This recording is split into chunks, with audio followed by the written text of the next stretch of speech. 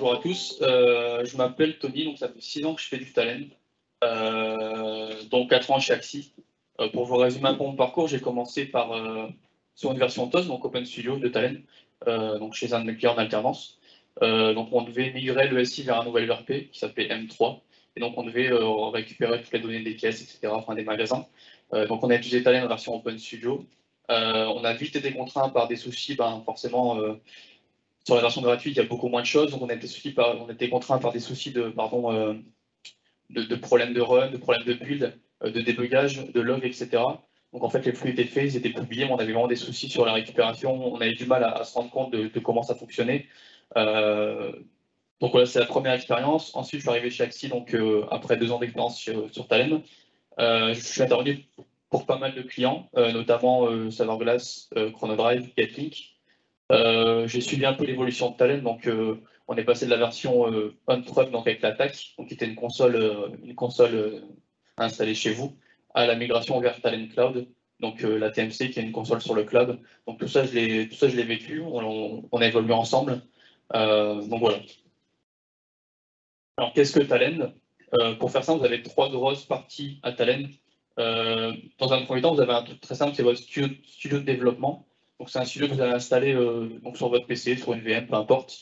Vous allez l'installer, ça tourne sous un environnement Java. Et donc vous allez pouvoir, depuis ce studio, développer vos premières interfaces et vos premiers flux Talend. Donc dans ce studio, vous avez plusieurs fonctionnalités.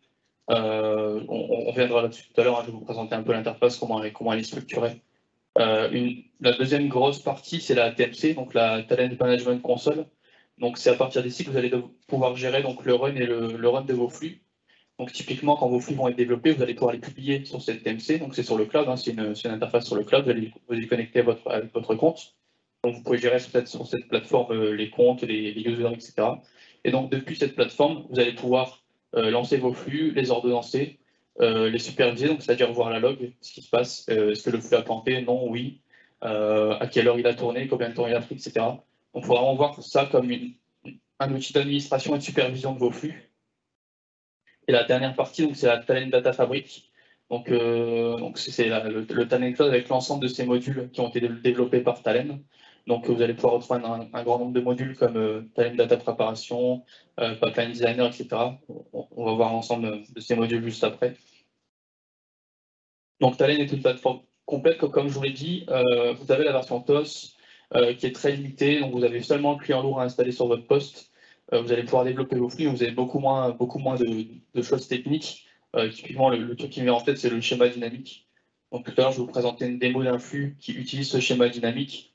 Ça vous permet de ne pas définir pour chaque flux un schéma à vos données. Typiquement, si vous avez un fichier Excel, vous allez devoir définir un schéma, c'est-à-dire voilà, la première colonne, c'est l'ID, la deuxième, c'est le name, la troisième, c'est un code postal, etc.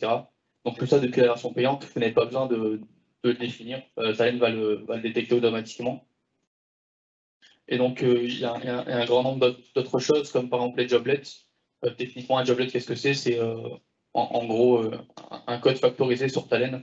Donc, vous allez pouvoir développer un petit bout de code dans Talend et le réutiliser dans plusieurs composants, plusieurs flux, là où sur la version gratuite, vous seriez obligé de copier-coller, entre guillemets, ce que vous aviez fait pour les réutiliser. Donc, niveau maintenabilité, c'est beaucoup mieux.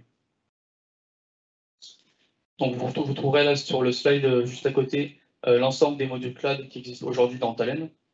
Donc, il y en a un grand nombre. Hein, pour en citer quelques-uns, vous avez la Pipeline Designer, donc, qui est un studio light sur le cloud. Donc, vous allez vous connecter donc, sur l'interface cloud.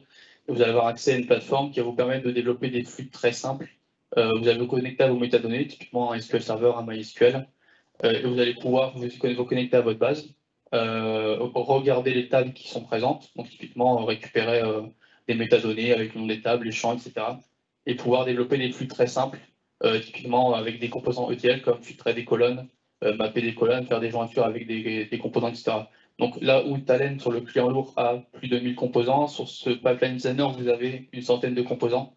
Donc c'est vraiment pour commencer avec Talend, faire les premiers pas et construire des datasets très simples sur des constructions et des modifications de transformation assez basiques.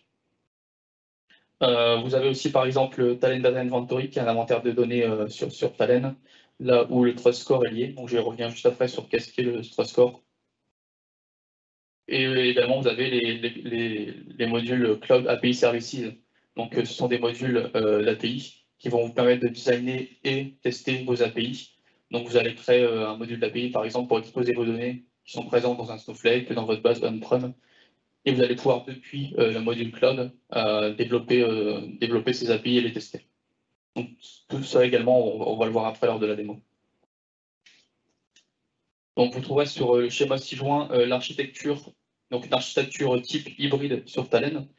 Donc, comme je vous l'ai mentionné, vous avez sur la gauche votre Talend Studio, donc qui est votre client lourd installé sur votre poste ou votre VM.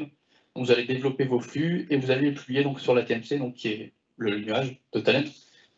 Et c'est depuis cette TMC que vous allez pouvoir vérifier que votre flux est publié et le lancer. Comment le flux est lancé? Lorsque vous allez cliquer sur le run de la TMC, ça va faire appel à votre Remote Engine, donc qui peut être installé chez vous. Ici, vous avez deux possibilités. Vous avez le choix d'utiliser un Cloud Engine qui est hébergé chez Talend. Donc, vous allez souscrire un Cloud Engine et vous allez pouvoir lancer vos flux à la volée et consommer ce Cloud Engine, donc qui est la puissance est mise à dispo par Talend. Ou alors, ce qui est utilisé dans le 95% des cas, c'est utiliser un Remote Engine. Donc, ce serait simple, hein, c'est un service Windows que vous installez sur une de vos VM, un de vos postes. Et lorsque vous allez cliquer sur Run sur la TMC, ça va appeler ce remote, donc par une communication HTTPS assez simple.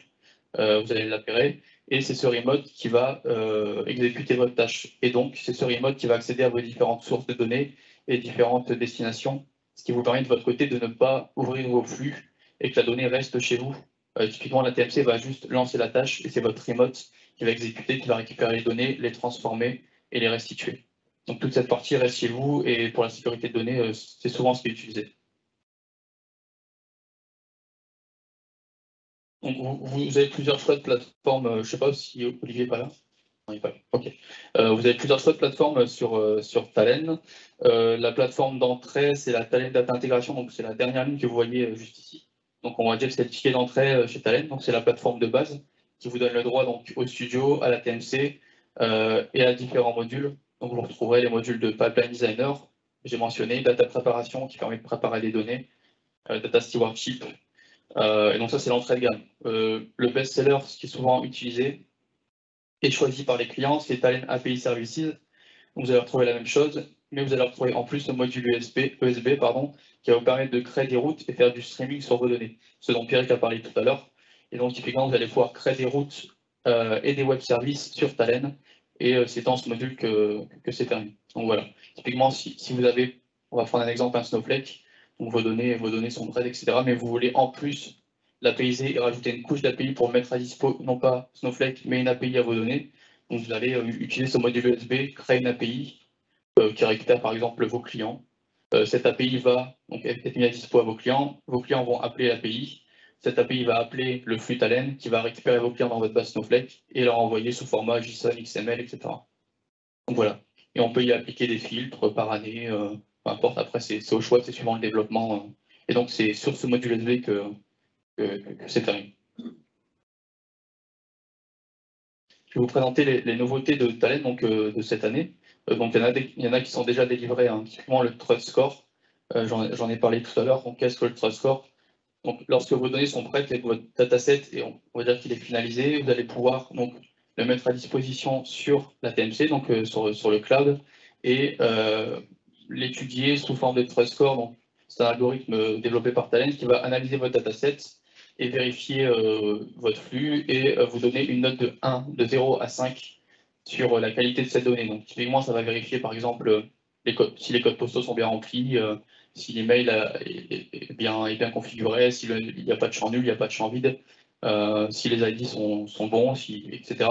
Et donc, de tout ça va en découdre un Trust Score et ça vous permet, vous, donc, dans un premier temps, de voir la qualité de votre donnée vraiment en un clic. Ce qui vous permet, vous, de ne pas analyser et de voir dès le premier coup d'œil si votre donnée paraît propre ou non. Et donc, depuis ce Trust Score et ce dataset, vous allez pouvoir le remodifier, rebasculer sur des flux, le modifier, changer les valeurs, etc. et recalculer ce Trust Score. Donc, c'est vraiment pour suivre un peu la qualité de cette donnée. Et depuis cet outil qui est mis à dispo par Talend, vous allez pouvoir avoir une aide sur cette qualité. Donc le Trust Score est déjà délivré, hein. C'était début 2022, donc il est déjà dispo sur Snowflake et sur Talend Cloud. Donc, un des deuxièmes modules dont je n'ai pas encore parlé, c'est Stitch Data Loader. Donc, encore une fois, c'est un module sur Talend, donc cloud, d'ingestion de données. Donc, vous allez juste, encore une fois, vous connecter à votre TMC, donc votre console sur le cloud. Vous allez configurer vos métadonnées. Donc, typiquement, vous allez vous connecter à un SQL Server avec vos chaînes de connexion, etc. Il va détecter l'ensemble de vos bases. Vous allez pouvoir choisir une, 3, 10, peu importe, table dans cette BDD et vous allez pouvoir les envoyer dans une destination choisie, donc qui sera configurée. Et Stitch va se charger de recharger les données à la volée. Donc vous pouvez lui donner par exemple l'ordre de le recharger toutes les 10 minutes. Et donc le Stitch va automatiquement récupérer ces tables, récupérer les schémas, récupérer les données et les envoyer dans votre nouveau système.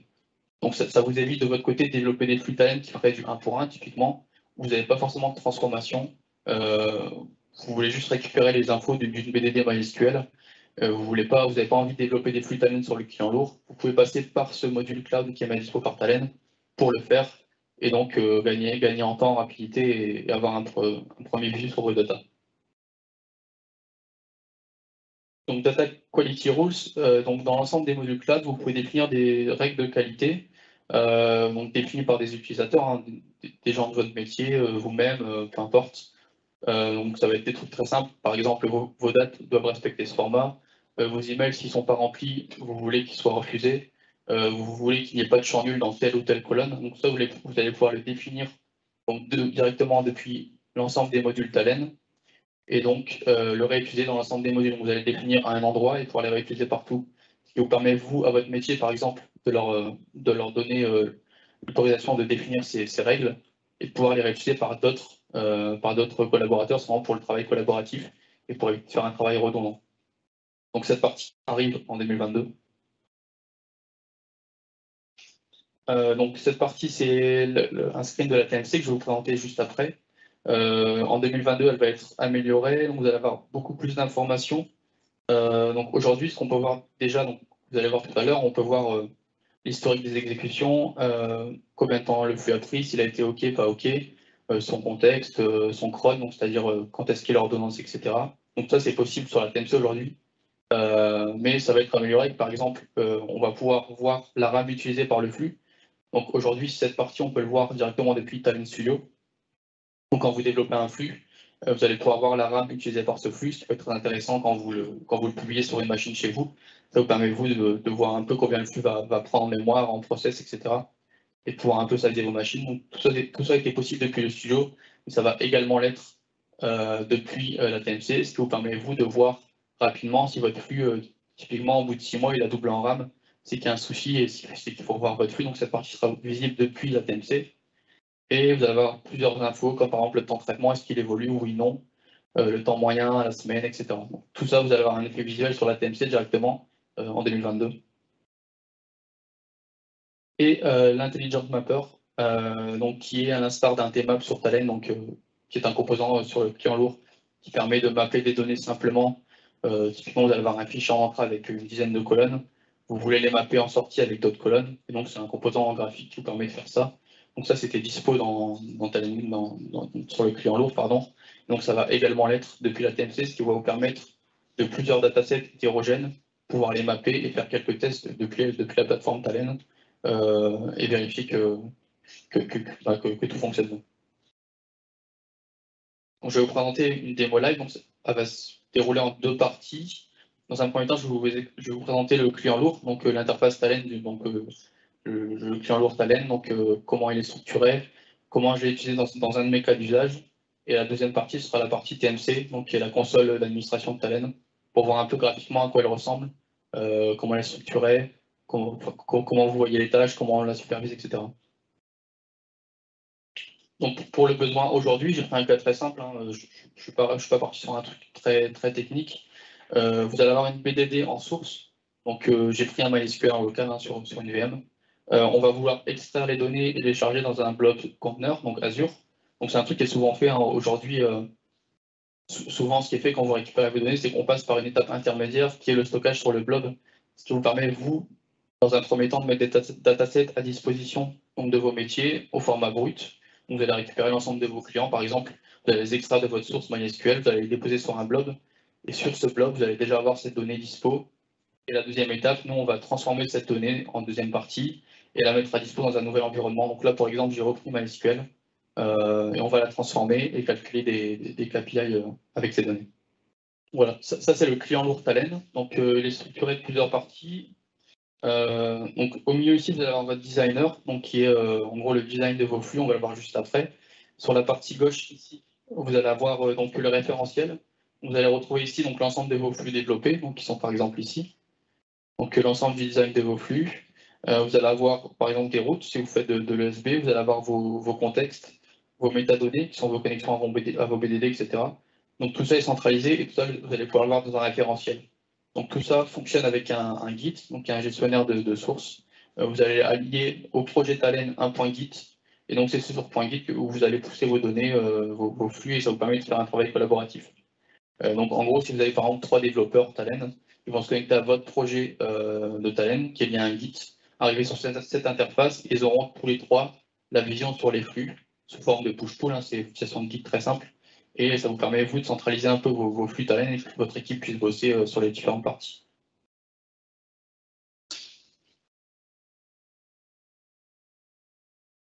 Voilà, pour l'exemple, pour éviter de perdre du temps, j'ai développé déjà quelques flux simples. La première partie du flux, je vais vous présenter déjà l'interface graphique. Donc lorsque vous lancez un flux ici sur votre référentiel, vous avez ici donc la partie design. Vous allez retrouver ici un ensemble de briques qui font référence à vos flux Talend. Typiquement ici, donc tout en haut, comme je l'ai mentionné tout à l'heure, ici vous avez un joblet. Donc qu'est-ce que va faire mon joblet ici dans mon cas concret? Donc ici, c'est comme je l'avais dit, c'est pour factoriser du code. Donc si je l'ouvre, c'est du code qui est réutilisable et qui peut être mis partout. Et donc j'ai fait ça pourquoi? Parce qu'aujourd'hui, dans chacun de mes flux, la première chose à faire, c'est lire un fichier de contexte qui contient l'ensemble de mes sources. Typiquement, ça va être la connexion à ma base SQL, la connexion à mon blob storage, etc. Je mets ça dans un fichier de contexte qui est crypté forcément pour pas que les mots de passe soient en clair, etc. Et donc mon joblet, à chaque exécution, va lire ce fichier de contexte, le décrypter et va avoir l'ensemble des informations donc, pour ma connexion à MySQL, pour ma connexion à Azure, etc. Et donc, pourquoi on fonctionne avec un fichier? C'est pour vous gérer vos environnements. Typiquement, sur Talend, là, vous allez développer sur des environnements de test, de recettes, etc. Vous allez avoir un fichier de contexte qui regroupe l'ensemble de vos connexions de recettes, donc MySQL, votre bloc de recettes, etc. Et lorsque vous allez publier votre flux donc, sur la TMC, vous allez pouvoir changer de fichier de contexte et pointer sur le vrai fichier de contexte qui est aujourd'hui celui de votre production. Ce qui vous permet, vous, d'avoir que vous n'ayez pas à changer le flux, entre guillemets. Votre flux est publié, il va juste lire un fichier, et peu importe ce que vous mettez dans le fichier, il va agir pareil. Donc ici, si vous changez votre connexion, demain, imaginons, votre base MySQL ou votre blog, il change, vous changez de, par exemple, vous changez votre souscription Azure, vous passez sur West Europe, par exemple. Vous allez pouvoir très rapidement changer donc, cette clé qui permet de vous connecter à Azure. Et le composant Talend qui est ici, lui, il prend juste des paramètres de contexte qui est l'account name et l'account key. Et donc, peu importe ce que vous mettez dans le fichier, il faut juste que ce soit correct. Et vous n'avez pas besoin de changer votre flux lorsque vous changez ces infos. Donc voilà, le joblet va juste lire ce fichier, le décrypter. Et ensuite, je procède à mes deux connexions, donc, qui sont ma connexion Azure et ma connexion ici, donc, qui est en local à mon MySQL. Et donc ici, ce que je voulais faire aujourd'hui, c'était, donc je vais vous montrer un peu pour l'exemple ce que j'avais. Ici, j'ai simulé en gros une source de données où j'avais ici dans une BDD un ensemble de tables que moi je voulais récupérer. Donc CS, source, territory, product, etc. Et je voulais m'éviter de faire, donc ici il y a une quinzaine de tables, je voulais m'éviter de faire 15 flux forcément, parce que ça demande du temps, c'est assez répétitif. C'est toujours le même travail, vous allez toujours déclarer un composant qui permet de vous connecter, qui vous permet d'interroger votre table et qui vous permet de récupérer les données pour les store dans un blob. Donc ça, je voulais m'éviter de faire ça, et donc j'ai utilisé le schéma dynamique dont j'ai parlé tout à l'heure. Et donc pour faire simple, comment fonctionne mon flux ici? J'ai juste ici des vérifications sur le fichier, donc pour supprimer, etc. Je vais juste me connecter à une table ici en paramètres et le stocker dans un fichier plat au format CSV que je vais ensuite déposer dans un blob. Donc tout ça, c'est lié à des paramètres. Et entre guillemets, j'ai que ce flux à développer. Et ensuite, j'ai lié à ce flux ici ce qu'on appelle une table de paramètres, où je vais lire une table de paramètres. Et c'est ici que je vais gérer ma logique des tables à récupérer.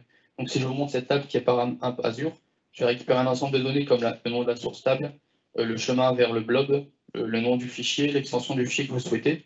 Et tout ça, c'est automatique. Et je vais juste alimenter, entre guillemets, ici ma table qui est stockée ici, avec l'ensemble des informations de votre source. Et donc ici, par exemple, je lui ai dit, bah voilà, je vais récupérer l'ensemble des méthodes en passant de adresse jusqu'à store, vendor, etc. Je veux que vous me les stockiez donc, dans mon blob, donc c'est un chemin de fichier à cet endroit, en le déposant dans le fichier wait, qui est le fichier en attente d'intégration de données. Et on peut essayer également gérer le file name, l'extension. Donc vraiment tout ça est paramétrable depuis une table de paramètres, ce qui vous permet, vous, demain, si vous rencontrez ce flux et que vous avez par exemple 10 tables de nouveau à intégrer, vous n'allez pas recréer 10 flux Talend via le schéma dynamique et via le flux générique. Vous allez pouvoir ici ajouter 10 lignes et relancer votre flux tel quel qui est déjà livré sur votre TMC et votre flux va faire le travail. Donc en fait, c'est vraiment déporter la logique technique sur une table de paramètres pour éviter de redévelopper des flux qui seraient potentiellement redondants. Voilà, pour cette partie, du coup, je vais lancer le flux. Donc ici, vous avez une interface que vous allez faire run. Donc quand vous allez lancer le flux, vous allez avoir de la log donc, sous format Java qui vous permet de voir un peu ce qui se passe. Et vous allez avoir aussi une vision graphique de ce qu'est l'outil Talend. Donc là, il build en fait les sources Java. Et il va me lancer le flux. Donc ici, comme on va pouvoir le voir, ici vous avez un retour graphique des lignes qui passent. Donc ici, il va se connecter, comme vous pouvez le voir, à ma BDD. Et pour chaque ligne détectée dans ma table de param, il va exécuter mon flux générique qui va lui interroger la source, stocker les données dans un fichier plat et envoyer ce fichier dans mon blog.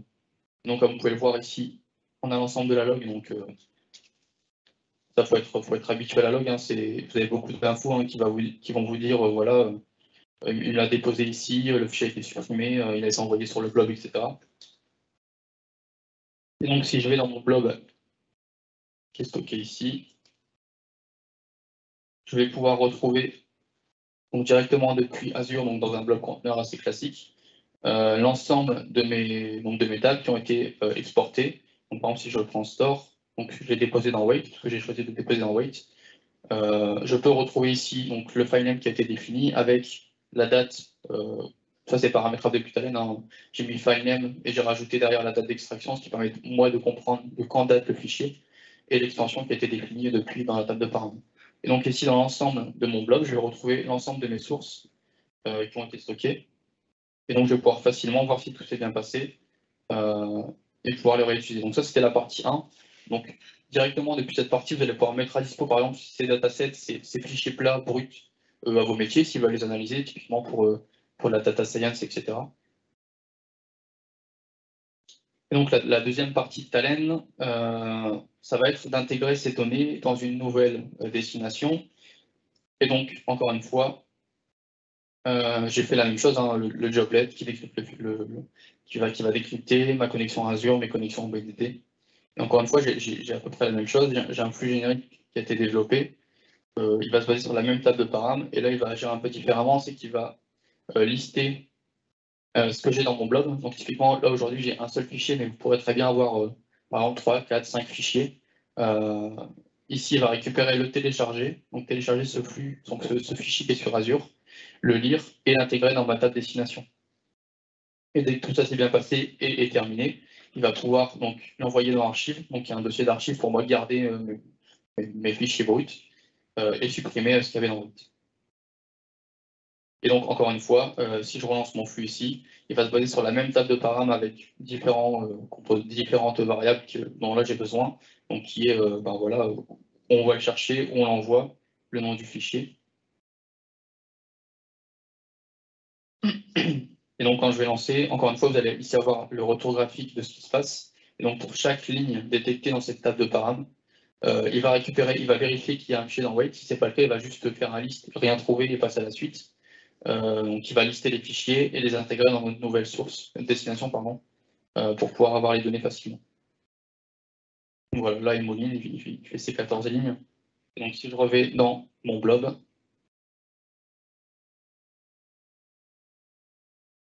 donc juste ici, comme vous pouvez voir, par exemple, le fichier employé a disparu, puisqu'en fait, il a été ingéré par le flux. Il a été lu, il a été intégré dans la nouvelle destination, et donc il a été stocké dans Archive pour être gardé, pour si jamais on a rejoué, imaginons votre source. Typiquement, ce qui arrive beaucoup, c'est que dans la source, on on a 3 boîtes de données, et en fait, les données après sont supprimées. Donc, c'est des logiques métiers où en fait, les données sont vidées pour éviter une grosse volumétrie.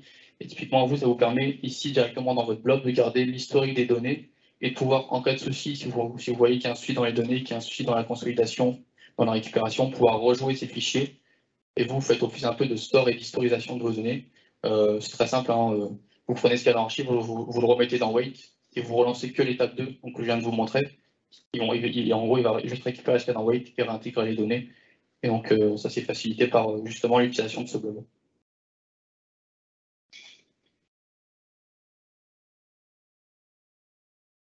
Et donc, la troisième partie, donc là, ce qu'on a fait, c'est qu'on a récupéré d'un MySQL l'ensemble des tables, on les a stockées dans un blob, et de ce blob, on a lu ce blob pour l'intégrer dans une nouvelle BDD, donc je ne l'ai pas montré.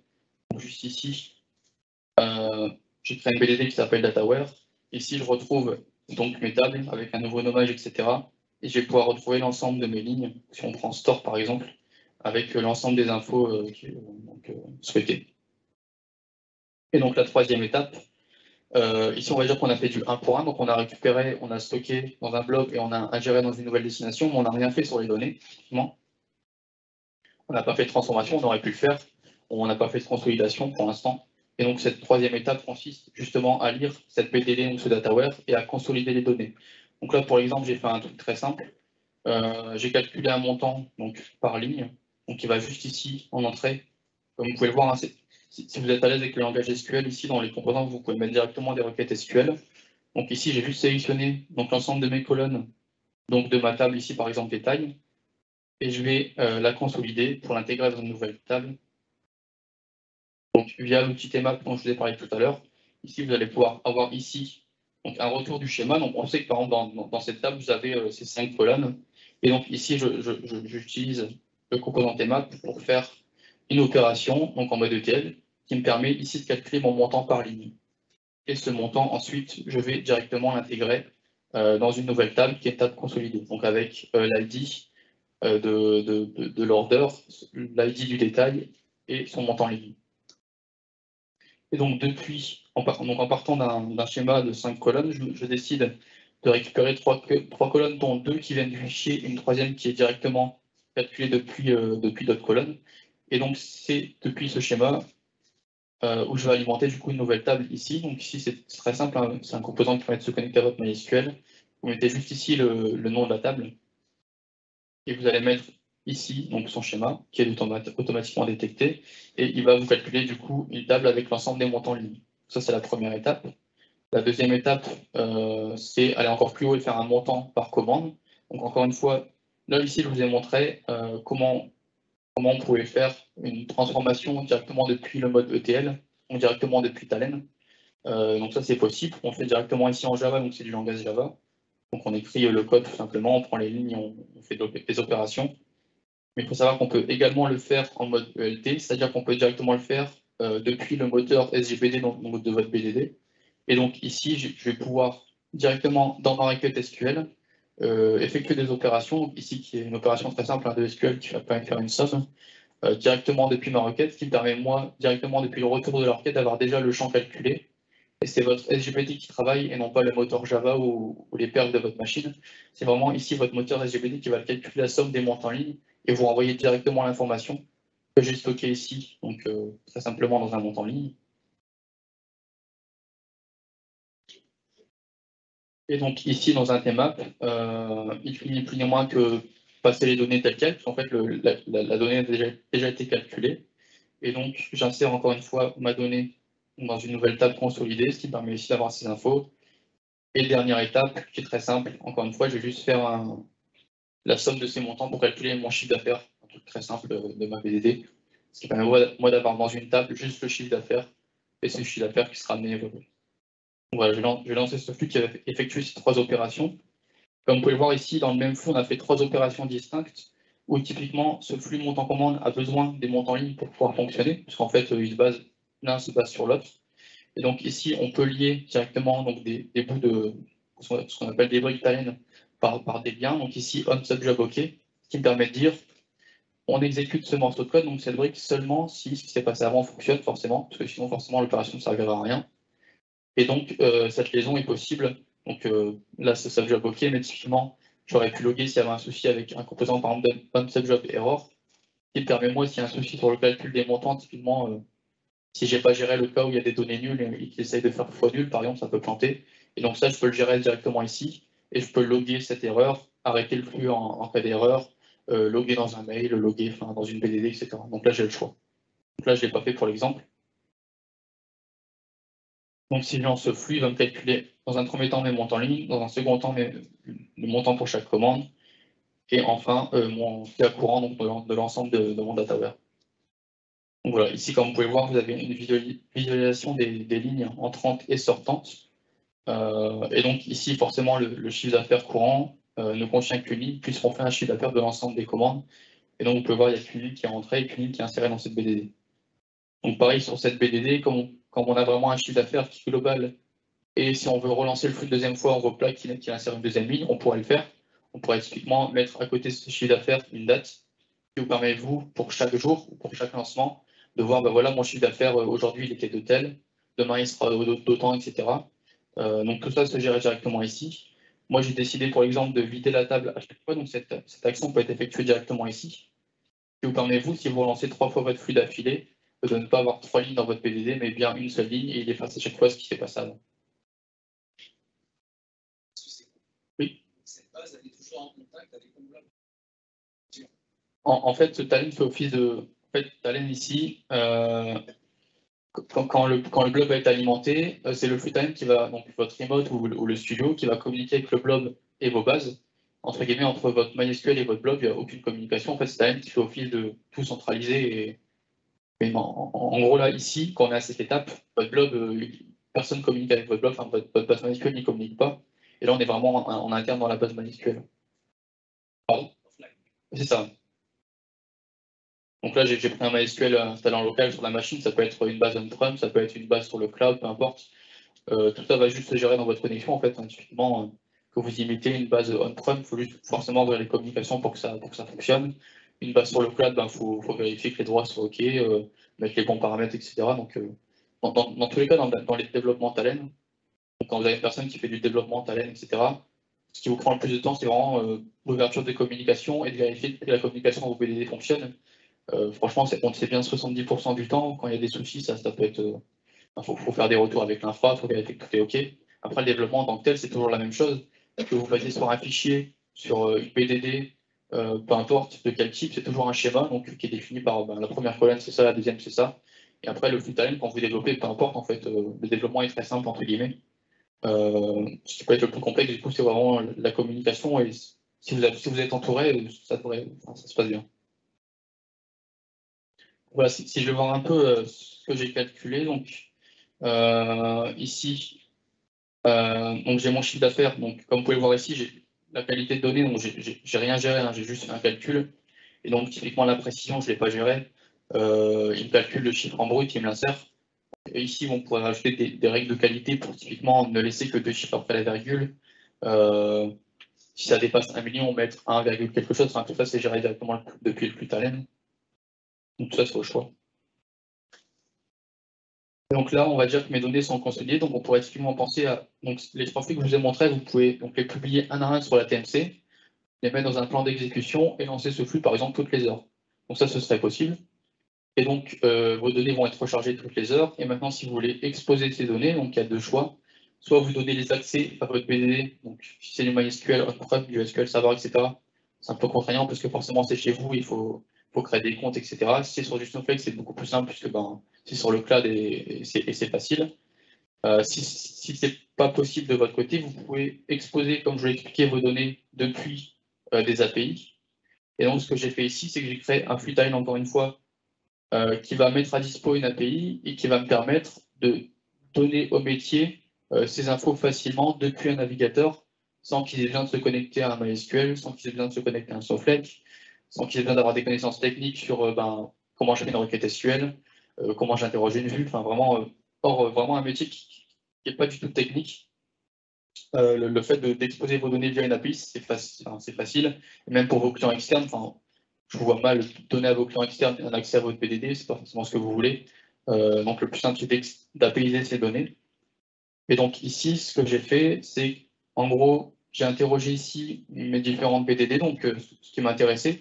Ici, pour l'exemple, j'ai pris mes ventes, donc mon chiffre d'affaires et mon chiffre d'affaires global et mon chiffre d'affaires par année. Et donc, votre flux est assez simple, il va se connecter à votre BDD.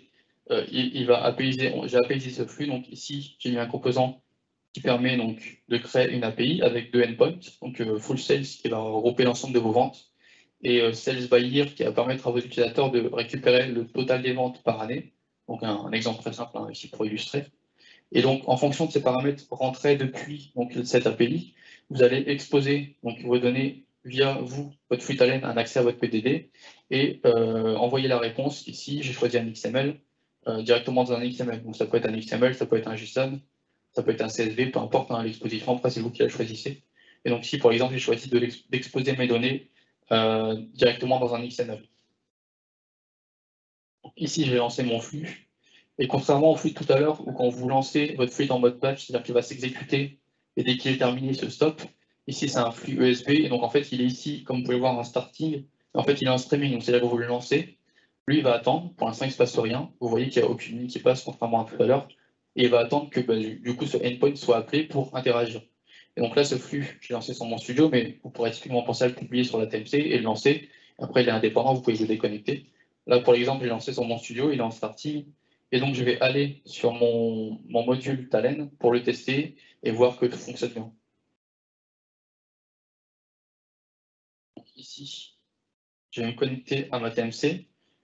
Donc là, je vais m'y connecter, je vous la présenterai tout à l'heure. Là, je vais juste me connecter au module Cloud pour gagner du temps et je vous présenterai un peu l'interface en global. Donc ici, vous allez retrouver un peu différentes informations. Ici, je vais me connecter à ce qui m'intéresse, donc qui sont les deux modules d'API, donc API Designer et API Tester. Donc, je vais d'abord vous montrer API Designer. Ce module vous permet vous de définir vos API. Donc typiquement, ici, ce que j'avais fait, c'est que j'avais défini manuellement mes API. Donc j'avais dit, voilà, pour mon projet, donc Score API, donc c'est pour le besoin ici. J'ai développé deux API, donc, comme je vous ai montré tout à l'heure, une API qui permet d'avoir l'ensemble des ventes et une API qui permet d'avoir les ventes par année. Et c'est donc directement depuis ici, vous allez définir vraiment votre endpoint REST, où ici vous dites, voilà, c'est un mode get, voici le endpoint, avec ici un paramètre. Donc tout ça, c'est défini directement à la main. Une description technique, fonctionnelle, peu importe, des tags. Query parameter, vous pouvez ajouter des paramètres. Vous allez définir ici des paramètres et pouvoir lui dire, OK, ben, ici c'est par exemple mon année, voici la description, voici un exemple. Ce qui permet à vous d'orienter, lorsque vous mettez à dispo vos API, vos clients et vos personnes qui ne sont pas forcément à l'aise avec ces outils.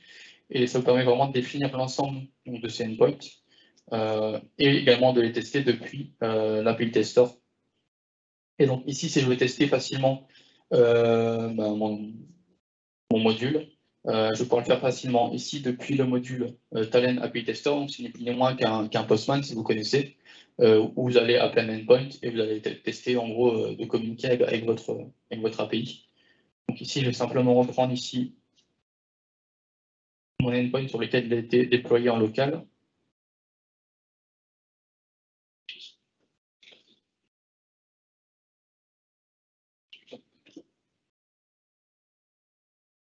Et donc ici, ce que je vais faire, c'est que je vais tenter du coup de récupérer les ventes par année en définissant ici derrière une année. Donc ici, je vais prendre par exemple 2007. Il me semble qu'il y a des données en 2007.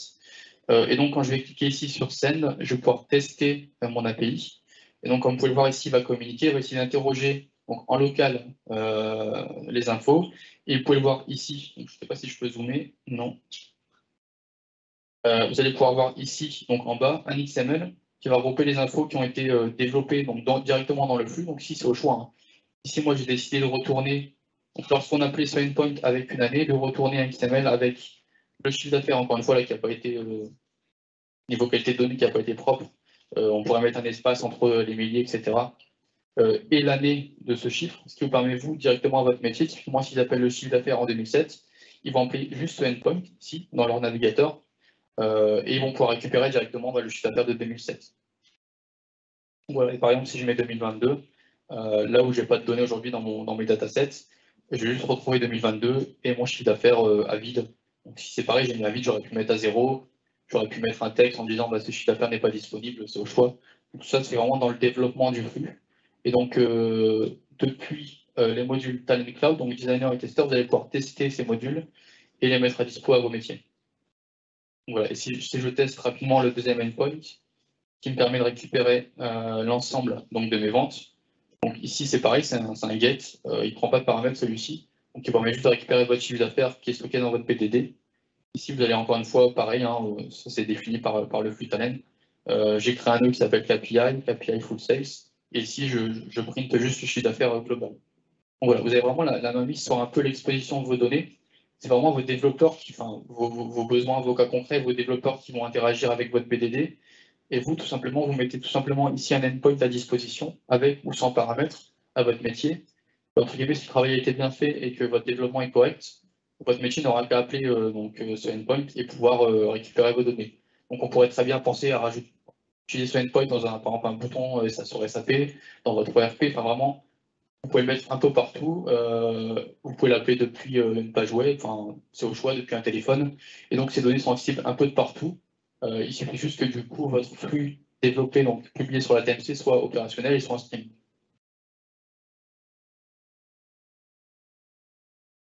Voilà, si vous avez des questions sur cette partie, je peux y répondre si vous voulez, avant de passer à la suite. Si vous avez des cas d'usage métier en tête, je peux voir, on peut en discuter. Il n'y a pas de questions en live, Eric?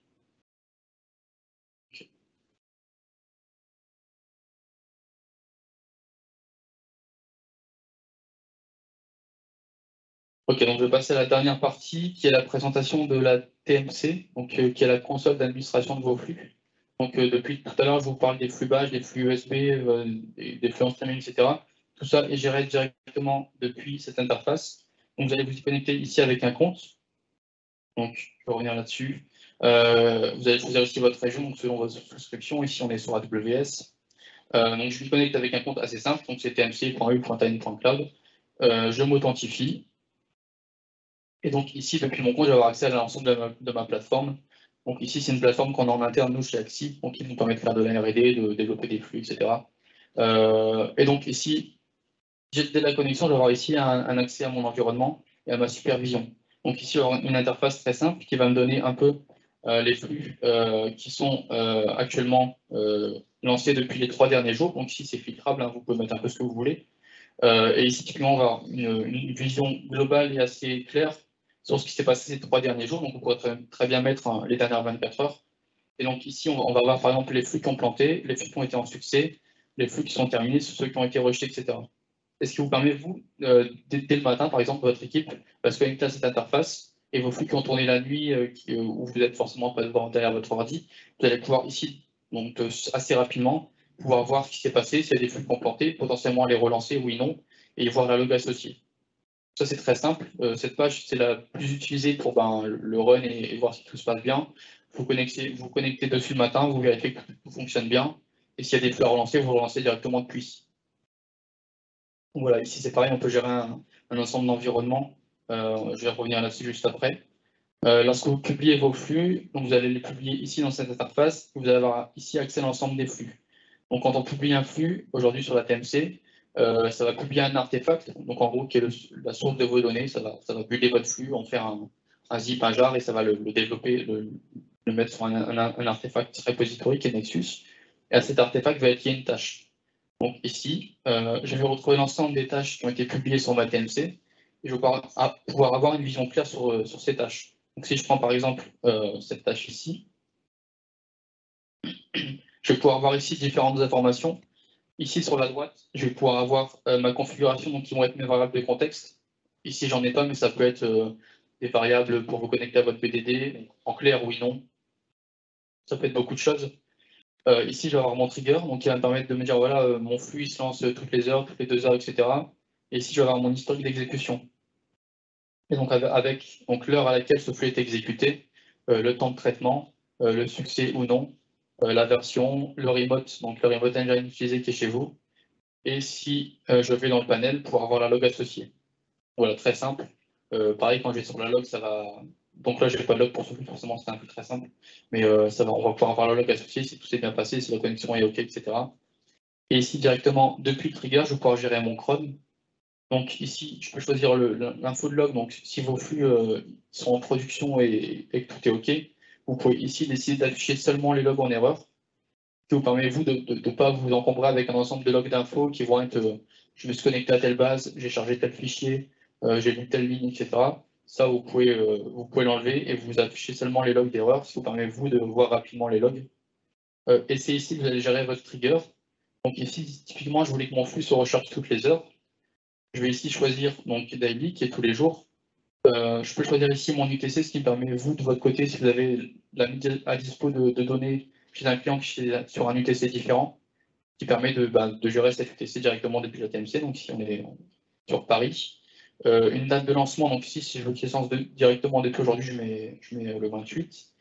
Et ici, j'ai deux choix, donc soit des temps spécifiques, où je dis, voilà, je veux qu'il se lance à 10h29, 10h34. Ici, je peux en ajouter à la volée, donc là, c'est au choix. Donc, par exemple, tous les matins 9h, vous mettriez juste ici un temps et tous les matins 9h. Mais je peux également faire un intervalle régulier et ici permettre de relancer voilà, au choix un 5, 10, 15, 20. Enfin, on en propose beaucoup, mais vous pouvez mettre ce que vous voulez. Et donc ici, on avait parlé de toutes les heures. Et donc, je veux que ce flux se recharge toutes les 60 minutes. Et ici, vous pouvez choisir votre plage d'horaire. Et donc, si vous voulez du 24-24, vous mettez de minuit à 23h59. Si vous savez que sur votre BDD, typiquement, il y a une maintenance ou un snapshot à 1h du matin, vous pouvez ici dire, OK, je sais que à 1h du matin, ma table source ne sera pas dispo parce qu'il y a un snapshot et je ne veux pas augmenter ce temps de transit et augmenter ce temps de traitement et avoir des soucis de perf. Je lui dis, voilà, je sais que le snapshot dure une heure, je vais attendre pour être large 2h du matin. Et je sais qu'à partir de 2h du matin, je peux réinterroger mes données. Donc voilà, quand vous faites Go Live, ici, vous allez retrouver votre trigger qui vous résume un peu ce que vous avez défini. Voilà, votre flux lance tous les jours, toutes les heures, de 2h du matin à minuit. Donc tout ça est gérable directement depuis la TMC, c'est pas configuré dans le flux. Votre flux time, quand vous allez le développer, que vous le lanciez toutes les 5 minutes, toutes les heures, toutes les 6 heures, peu importe, c'est le même flux. C'est ici vraiment que vous allez gérer du coup ce cron et c'est ici que vous allez le configurer. Donc ça veut dire que soit le métier peut le configurer si vous donnez accès à cette plateforme. Donc au choix, vous leur donnez l'accès, vous leur créez un compte et eux gèrent ce refresh. Donc vous enlevez cette responsabilité. Soit vous dites, voilà, le métier se sera rechargé toutes les heures. Et quand ils ont une demande à faire, typiquement, voilà, on veut que ça se recharge plus rapidement, ils vous font une demande et c'est la personne responsable chez vous qui va modifier ce cron. Donc voilà, ça c'est vraiment pour la partie gestion des tâches, supervision des tâches. Ça c'est la première grosse partie. Et la deuxième partie, c'est vraiment une partie administration. Donc ici, vous allez pouvoir gérer l'ensemble de vos projets Talend. Donc comme je vous l'expliquais tout à l'heure, ici vous avez à chaque projet Talend un point Git. Donc ici, pour notre exemple, chez nous, on a deux projets, un projet Sandbox qui nous permet de faire un peu des tests, centraliser les tests, mais au moins tout le monde a accès aux tests des autres, et un projet central qui est plus le projet vraiment intéressant, qui regroupe nos flux génériques, des flux utiles, des flux qui tournent chez nous. Et donc on a différencié ces deux projets dans deux points Git, qui vous permet, vous, de gérer les droits par point Git, c'est-à-dire que typiquement, toute l'équipe chez nous a accès à Sandbox, mais pas forcément toute l'équipe a accès au deuxième, au central. Et donc, on a différencié ça. Donc, typiquement chez Gatling, on peut avoir un projet par entité, on peut avoir un projet global, on peut avoir un projet technique qui va regrouper un ensemble d'infos. Donc, tout ça c'est au choix. Tout ça, ça se gère ici. Vous allez faire ici un projet. Il va vous demander un point Git, vous liez un point Git. Et ensuite, vous allez pouvoir voir ce projet apparaître dans votre client lourd Talend. La même chose sur la partie engine, c'est ici que vous allez gérer donc, vos remote engine. Donc, quand vous allez vouloir installer un remote engine donc, chez vous, vous allez ici créer un remote engine, donc, qui est juste ici sur l'interface graphique, une création. Vous allez donner un nom, une description, et lorsque vous allez le créer, vous allez avoir une clé d'appairage. Donc cette clé d'appairage sera nécessaire lors de l'installation de votre remote. Vous allez la copier et vous allez la coller sur la machine sur laquelle vous allez héberger votre remote. Et donc quand vous allez installer votre service Windows, il va vous demander cette clé d'appairage, vous allez lui communiquer. Ensuite, via le port HTTPS, il va faire la communication entre l'ATMC et votre remote qui peut être chez vous. Donc voilà, c'est ici que vous allez gérer l'ensemble de remotes par environnement. Donc typiquement ici, on a des remotes de test, etc. Ici, vous pouvez voir l'appairage et vous pouvez, pour chaque environnement, gérer ces remotes. Et donc ces remotes sont sizés selon vos besoins. On pourrait typiquement penser en dev, vous avez un seul remote qui va regrouper l'ensemble de vos devs, de vos recettes métiers, etc. Mais par contre, en production, vous savez que vous avez une grosse volumétrie, beaucoup de flux qui vont tourner toute la nuit, etc. À partir d'ici, vous allez pouvoir créer donc soit un remote très sizé, donc vraiment un remote avec beaucoup de puissance, soit 2, 3, 4 remotes selon les besoins, les métiers, etc. Vous vous découpez comme vous voulez. Et vous pouvez même créer des clusters où vous allez mettre dans un cluster de remote 5 remotes. Et selon la disponibilité de tel ou tel cluster, il va propager et mettre au bon endroit. C'est ça. En fait, il va détecter, il va interroger un peu tous les remotes qui sont disponibles, prendre celui qui est le plus disponible et envoyer au bon endroit. Parce que vous dédouaner de cette partie, je dois vérifier que on dit ce qui est en saturation, etc. Surtout la nuit, c'est intéressant. Pareil sur la partie environnement, vous pouvez gérer ici techniquement vos environnements. Donc ici chez nous, on a 2 environnements. Donc le default est celui par défaut, toujours fait. On a 2 environnements, un de développement, un de production, qui vous permet vous de gérer vos tâches ici quand vous allez publier directement depuis des environnements, ce qui permet vraiment de différencier les environnements. Ici, c'est le moment de développement. Je sais que je vais pouvoir lancer ma tâche donc, en dev et faire ma recette métier, mettre à disposition cet environnement en métier, faire la recette, vérifier que tout est OK. Et par contre, quand je vais être en production, ici, je vais avoir des tâches différentes et des plans différents. Et ici, ce seront ces plans qui seront ordonnancés, relancés, etc. Donc tout ça, je dirais directement depuis l'interface de la TMC. Souvent, ce qui est fait, c'est 2 ou 3 environnements, un dev, un de recette, un prod, dev, pré-prod, prod, etc. 3, pardon.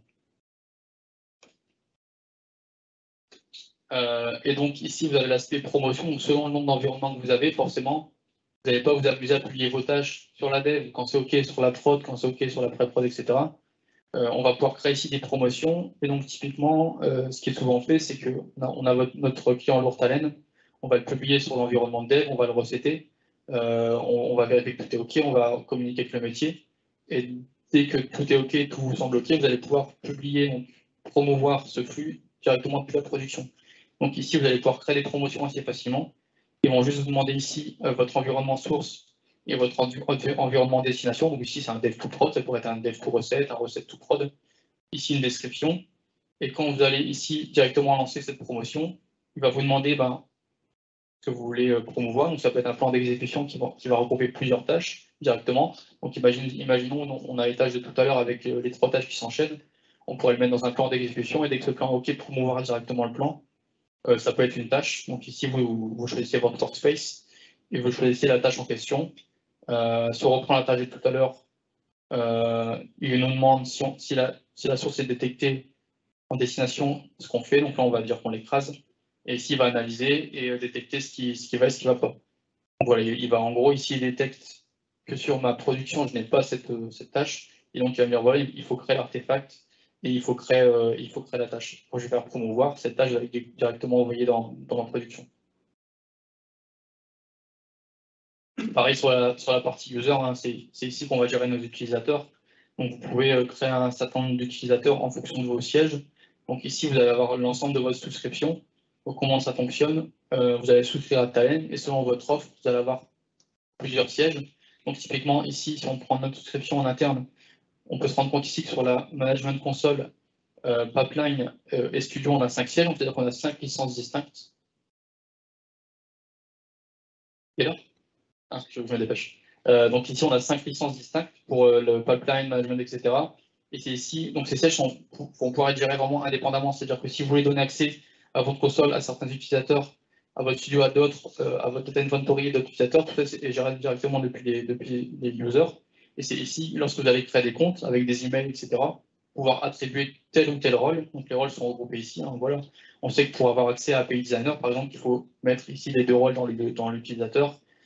Pour stewardship, c'est ce rôle, etc. Et tout ça peut être géré directement ici, ce qui vous permet, vous, d'avoir une personne qui s'occupe de ça.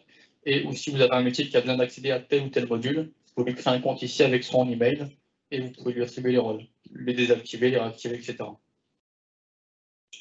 Voilà, grosso modo, j'ai fait le tour un peu de la plateforme. Je pense que ouais, j'ai fait le tour. Oui. C'est quoi les tokens? En fait, les tokens, lorsque vous allez souscrire à une plateforme, vous allez avoir, selon la plateforme choisie, des tokens. Et en fait, ces tokens vont être consommés à chaque installation d'un Remote Engine. Donc typiquement, lorsque vous allez créer un Remote Engine et que vous allez l'appairer dans votre environnement, il va consommer 9000 tokens. C'est-à-dire que là, par exemple, pour ma souscription, je peux créer jusqu'à 9 Remote Engines, et donc distincts, donc 9 en tout, donc en production et en dev. Et donc, lorsque vous êtes à 90 000, vous pouvez ensuite, en plus, souscrire à des remotes Donc Talem saura mieux répondre que moi sur le prix de ce remote. Mais il me semble que c'est 800 € l'année, je crois, un truc comme ça.